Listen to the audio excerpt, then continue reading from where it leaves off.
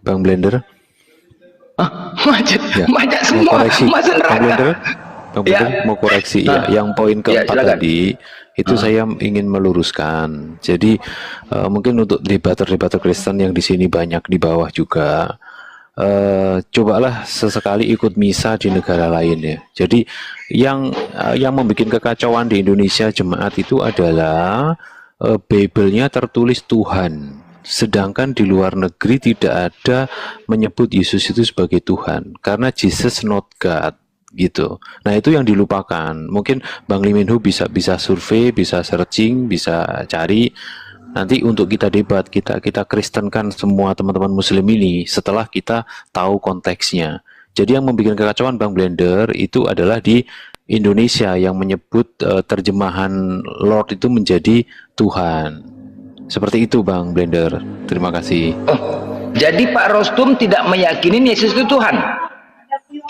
Karena saya sering misa di luar Indonesia, itu saya membacanya kan bagaimana? Oh, kalau di Indonesia saya sebut Tuhan, kalau di luar Indonesia saya sebut Lord karena saya harus ke God, ke Bapa, ke Elohim kan. Jadi saya pusing gitu Bang Blender. Nah, makanya di Indonesia aja yang membuat kekacauan ini. Aduh, Nah, itu yang tidak dipahami oleh teman-teman yang debater-debater Kristen ini gitu loh. Itu lupa mereka gitu. Seperti Lo itu. jadi nggak langsung ke Bapak Putra Roh Kudus, Bang Rostrum. Ya, tapi tidak ada terjemahan di Bible itu baik mereka pakai King James maupun NIV itu yang pakai Tuhan itu nggak ada gitu. Oh, oh iya, iya. Apalagi pakai nama Allah nggak ada juga, justru malah nggak ada. Gitu. coba Pak Leminho dengan Pak Rostum diskusi coba. Ini perbedaan nih. Nggak ada kita nama Allah, Yesus Tuhan itu nggak ada. Nggak usah jauh-jauh lah, kita pergi kemana yang terdekat lah yang ini. Karena saya terlalu penasarannya, sambil kerja saya ikut misa di beberapa tempat. Kebetulan ada kesempatan ke beberapa tempat, akhirnya saya sampai bingung. Begitu misa itu saya, oh ini Lord, oke. Oh ini nggak ada Allah gitu. Nah, hanya di Indonesia ini yang membuat kekacauan. Makanya debaters itu ngotot, tapi sebenarnya mereka sudah salah langkah di awal. Salah 5 poin, kurang 5 poin istilahnya. Secara modal untuk debat itu.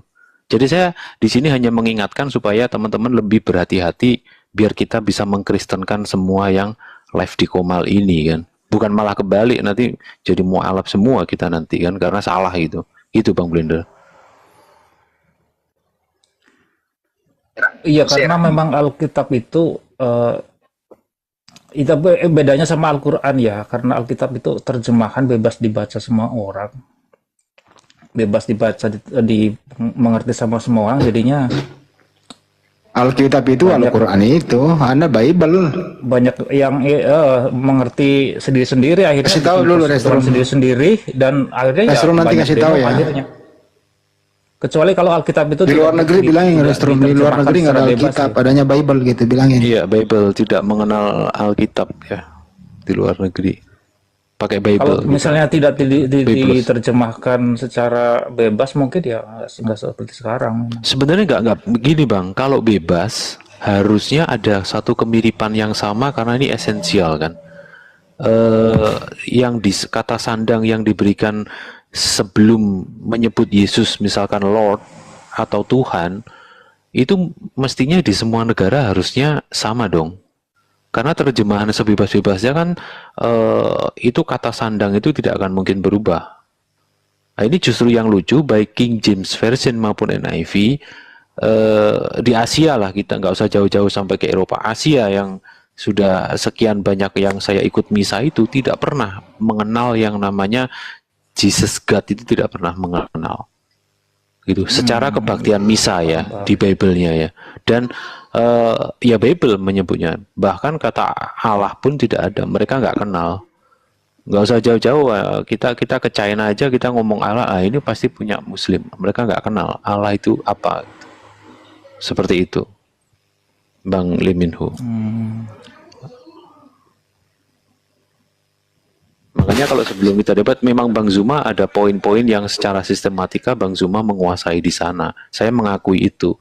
Makanya 5 poin kita kalah di belakang. Kita udah ngotot duluan. gitu. Kasih tahu Restrom, sebelum Iya. Kristen masuk ke Indonesia, nih dengerin ya, sebelum Kristen masuk ke Indonesia itu belum ada dikenal Alkitab, belum ada dikenal kata Rasul, belum ada dikenal kata Allah gitu. Nah setelah Iya. Indonesia masuk, Iya, iya. nah, artinya mereka ini niru-niru yang mayoritas Islam, artinya ya niru-niru Al-Quran juga gitu. Ya, ya. Gereja yang berdirinya tahun 19 di bawah 1930 itu masih ikut Belanda. Oh, itu nggak ada gitu. Betul nggak ada gereja-gereja yang itu. Kebetulan kami ada perpustakaan yang bangunannya peletakan batu pertamanya di 1923 kebetulan. Itu. Begitu, Bang. Makanya Al-Quran itu datang untuk membenarkan kitab sebelumnya. Teruskan ketika di dalam Bible kalian, wah kalian dikatakan keturunan iblis, datang Al-Quran. Tidak, mereka bukan keturunan iblis. Sama keturunan Nabi Adam. Ketika dikatakan Bunda Maria lahir di kandang domba, terhina, oh tidak, dia perempuan suci. Al-Quran datang, perempuan suci. Tidak. Ketika Yesus juga disalib, dibunuh, dihina, oh tidak, Al-Quran membenarkan. Masa kalian lebih pilih menghinakan daripada dimuliakan? Kan aneh. Al-Quran itu membenarkan, meluruskan semua di situ. Al-Quran datang, malah kalian mengolok-olok. Makanya kadang-kadang kami di sini membenarkan, ada yang menghujat, mengolok-olok, apa nggak emosi? Kan kitab-kitab sebelumnya kalian juga percaya, Zabur, sedangkan Taurat kalian pun tak ada. Semuanya kayak gitu. Jadi Pak Rustum, bagaimana cara mengkristenkan orang ini sedangkan Tuhannya aja pun bingung. Kayak Pak Rustum mengatakan tadi, mau mengkristenkan, bukan mau mualafkan.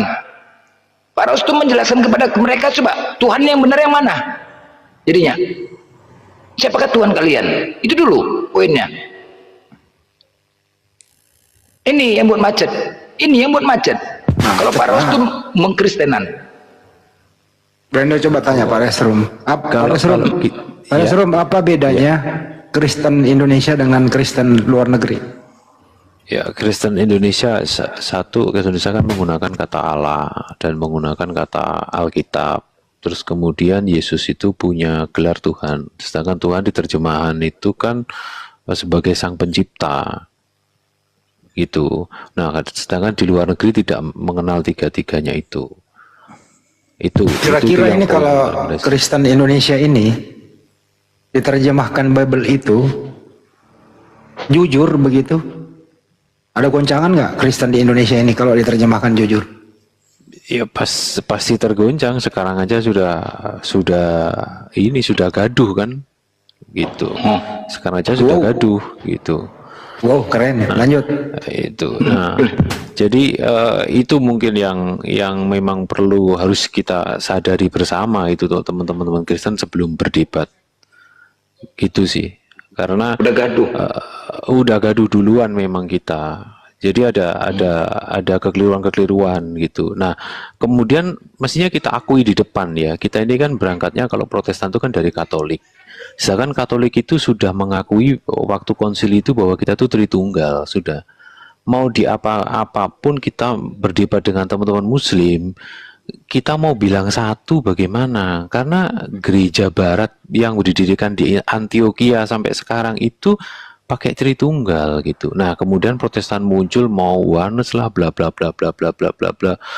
Nah, sudah Tritunggal terus tetap bilang satu. Nanti dikejar teman Muslim, katanya teman Muslim yang nggak paham Bible gitu kan.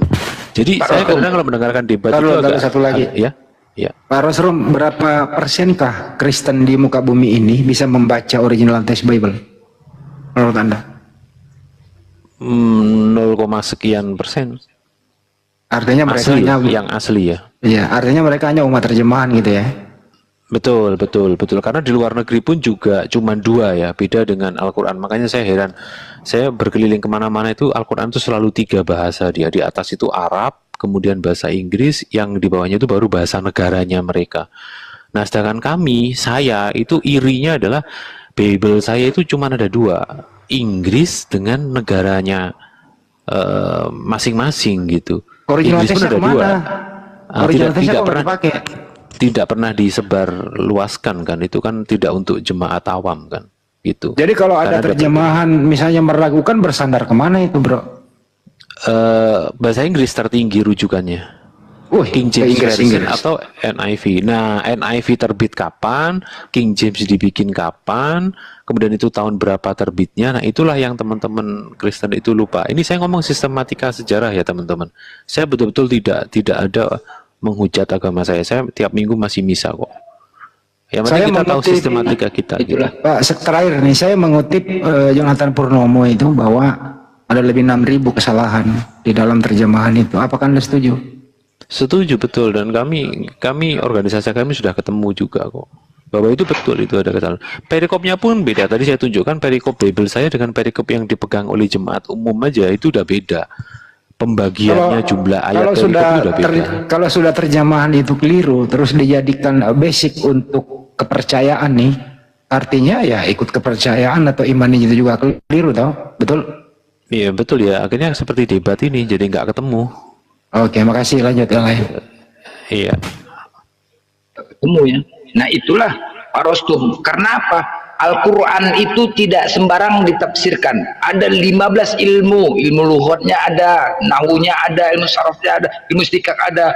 Jadi kalau Bible itu tidak ada, bebas. Makanya tidak terpecah di Islam itu. Nggak bisa sembarangan menafsir Al-Quran itu. Makanya kami di sini kuat. Tapi kalau Bible, semuanya masing-masing punya pemahaman. Makanya banyak kali denomnya. Banyak. Masing-masing merasa anggar jago. Itu dia. Jadi itulah kitab itu tidak boleh sembarangan ditafsirkan. Nah kayak ginilah perbedaan kitab. Kan sulit kalau ini perbedaan kitab kan di mana-mana. Pak Rostum. Jadi sekarang gini, seandainya Pak Rostum ingin membawa orang-orang Kristen, apa dasar meyakinkan mereka agar tetap menjadi Kristen yang sejati? Apa dasarnya? Pertama tentang Tuhan dulu. Siapakah Tuhan itu? Itu dulu. Iya, kembalikan dulu ke minimal terjemahan Inggris saja ya. Itu dulu aja saya rasa cukup menolong, Bang, untuk mempertahankan iman. Terlepas begini ya, subjektif ya, kalau agama mengatakan benar dan yang masuk surga itu subjektif lah. Saya di sini betul netral bahwa ya dikembalikan dulu aja lah pakai Inggris kalau memang kesulitan dengan bahasa asli, karena tidak boleh oleh Bapak Gereja untuk diterbitkan kan gitu kan. Ya pakai aja yang Inggris, mau King James mau ini pasti nanti akan ini itu untuk meyakinkan dulu ya supaya nggak rontok imannya, nggak kacau gitu kalau kena debater Muslim gitu. Oke, kita pakai Inggris ya. Oke, kita pakai data kitab Bapak itu, Bible itu. Apakah di Bible itu ada mengatakan Yesus itu Tuhan? Tidak ada. Tidak ada. Jadi apa lagi? Kemana lagi? Kalau nggak ada juganya, kenapa dituhankan juga dia? Dia messenger, memang dia jalan, tapi dia cuma messenger. Coba aja karena baca- kan dia duduk di sebelah kanan. Coba aja Bapak baca itu. Yohanes 13 bahasa Inggrisnya itu. You call me teacher and Lord. Bukan you call me teacher and God. Betul nggak? Ya. Itu dia. Saya Lanjut. lebih tahu lah apologetnya, lebih paham itu. Jadi Sudah belajar apalagi dulu. dasar Pak Rostrum? Saya pikir tadi di Biblenya Inggris itu ada juga Yesus mengatakan Tuhan, nggak ada juganya, sama aja. Poinnya kan itu, kan kalian menuhankan Yesus ini sekarang kan? Itu poinnya kan? Poinnya kan menuhankan Yesus, nggak ada juganya di Bible Inggris tuh Yesus mengatakan Tuhan. Jadi apa dasarnya? Sama aja lah Pak Rostrum. Mau tahu jawabannya nggak Nah, kenapa? ini kan konteksnya Bang. Bentar dulu, mau Ini tahu konteksnya. jawabannya kenapa ya? Karena Konteksnya kan karena karena anak terjemahannya itu, manusia Bang. ini dipaksakan kata Tuhan ditambahkan kata H oleh Leckdecker, itu sejarahnya. Orang Belanda juga misionaris. Jadi kata Tuhan disisihkan kata H menjadi Tuhan. Jadi Lord itu atau Kurios itu menurut Kristen ya bisa Tuhan, bisa Tuhan. Kalau dia menjadi Theos itu menjadi Allah, bukan Tuhan. Jadi terjemahannya salah dua-duanya begitu. Kenapa demikian? Ya karena harus Yesus Tuhan. Gitu loh Pak Melender. Yesus harus Tuhan, Iya. makanya diterjemahkan itu dirubah gitu loh maksudnya. Lanjut. Iya. Benar, Iya, benar. benar, Berarti Bang memang Hadi. berarti Jadi mestinya- menuhankan. Lanjut. Mestinya teman-teman Kristen itu sebelum berdebat itu harus punya bukunya Leckdecker minimal ya, yang edisi 1-2 gitu, atau 2 lah. Jadi nanti biar inilah, justru apologet Muslim yang sudah punya duluan, waduh, ini bisa kalah 10 strat kita. Kalau Berarti, Pak namanya Rostum, bertanding, ya. Poinnya di sini Kristen menuhankan Yesus itu bukan berdasarkan data, bukan berdasarkan pengakuan, tetapi berdasarkan iman. Itu dia ya poinnya ya. Berarti semua Kristen menuhankan Yesus itu berdasarkan iman, keyakinan, walaupun dia tidak pernah mengatakan Tuhan. Sepakat ya? Sepakat itu? Iya, di Indonesia ya. Ya, bisa ya. Ya, begitu. Baik. Kalau begitu, benarlah Matius 7:21-23 itu benar. Ketika kalian disidang, semua pasti akan menghadapi masa penghakiman. Hei, semua akan dipanggil. Seluruh Kristen akan dipanggil. Semuanya itu. Ketika kalian baru campakkan ke neraka, kalian menjerit, Tuhan Yesus di mana Tuhan Yesus? Tuhan Yesus di manakah engkau? Itu dia yang berseru Tuhan. Kemudian Yesus datang. Hei, akulah Yesus yang kalian cari. Tuhan Yesus. Tuhan Yesus, tolong selamatkan kami. Selamatkan kami Tuhan Yesus. Selamatkan. Hei, bukankah kami telah berbuat sama? Suaranya kok Bukankah kami ada telah dua? bermujizat samamu? Itu. Bukankah kami telah bermujizat selamamu Tuhan Yesus? Yesus kemudian akan memanggil. Semua akan dipanggil. Paulus, sini. Yohanes, kemari. Matius, Markus, Lukas, semua akan dipanggil di depan kalian. Itu penghakiman. Semua akan kalian saksikan. Semua akan dipanggil. Ditanya sama Yesus, benarkah kau bernama Yohanes yang telah menulis kitab di dunia itu dulu? Oke, Markus, apakah kau benar Markus yang pernah menuliskan kitab? Kau, Lukas, benar kau bernama Lukas yang telah menuliskan kitab? Ya Tuhan. Semua akan dipanggil, disaksikan di depan kalian. Ditanya, tunggu dulu Daryl, bising kali kau. Woi, ini penghakiman. Coba kau, ini pasti akan terjadi. Ini pasti akan terjadi. Udah, ditanya sama Yesus. Ini di depan disaksikan seluruh umat Kristen. Yohanes, selama kau di bumi, kau menulis kitab Yohanes. Adakah pernah kau mengatakan diriku Tuhan? Tidak Tuhan. Jadi apa yang kau katakan? Yohanes 17:3, inilah hidup yang kekal, mengenal engkau satu-satunya Allah yang benar dan mengenal Yesus Kristus yang telah mengutus. Semua akan mendengar, semua Kristen. Itu yang disampaikannya. Kau, Markus, sini kau. Apakah pernah kau menulis di dalam kitabmu mengatakan aku Tuhan? Tidak Tuhan. Jadi apa yang kau tulis? Markus 12:9. Kau diam dulu, ini di penghakiman, kau dihajar kau nanti. Udah. Markus 12:9, dengarlah hai orang Israel, Tuhan Allah kita Tuhan itu Esa. Semua akan dipanggil. Hei, dengar ya semua Kristen ya. Aku tidak pernah mengatakan diriku Tuhan. Jadi kenapa kalian tuhankan aku? Kalau begitu, dan aku tidak pernah membawa Kristen kepada kalian. Aku tidak pernah membawa Bible ini kepada kalian. Dan sekarang ini, aku tidak mengenal kalian. Enyahlah kalian dari hadapanku. Kalian ada pembuat kejahatan. Itu dia. Ada dasarnya Yesus mengatakan seperti itu. Karena semua dipersaksikan semua di depan kalian. Kalau dia tidak pernah mengatakan dirinya Tuhan. Sebagaimana contoh, kalau kalian kerja di perusahaan, beranikah kalian mengatakan kalian pemilik perusahaan? Beranikah? Sedangkan kalian sebagai karyawan situ, walaupun kalian wakil direkturnya, beranikah kau mengatakan dirimu pemilik perusahaan? Nggak akan berani. Kalau berani kau mengatakan, pasti akan dipanggil sama pemilik. Woi Daryl, pernahkah kau mengatakan kau di pemilik perusahaan? Wah, kok nggak dipecat kau? Begitu juga Yesus, nggak akan berani, nggak akan berani. Makanya semuanya itu akan menjadi saksi. Ya ingat ya, makanya di Al-Quran mengatakan ketika Nabi Isa diangkat, pernahkah kau mengatakan dirimu dan ibumu Tuhan? Tidak ya Allah, tidak patut bagiku ya Allah. Jadi apa yang kau katakan kepada mereka, wahai seperti Maryam?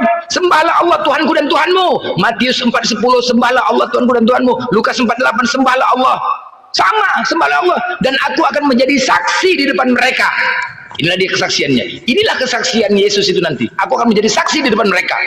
Kesaksiannya apa? Itulah akan dipertanyakan.